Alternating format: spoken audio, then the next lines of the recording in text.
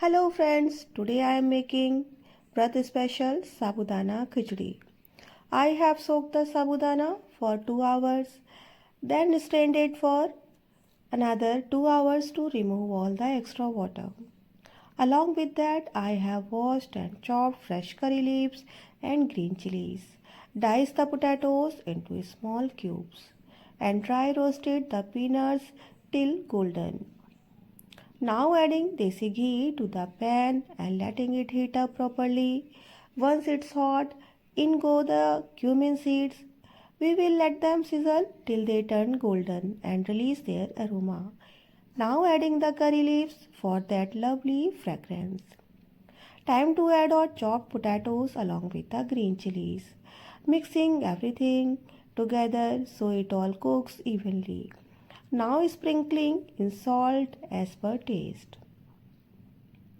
Mixing it well so the salt coats every piece. Then covering the pan and letting the potatoes cook until soft. This usually takes a few minutes on medium flame. While the potatoes cook, let's talk about the peanuts.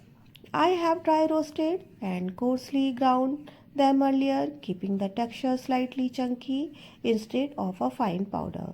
Since that's what gives this khichdi its signature crunch.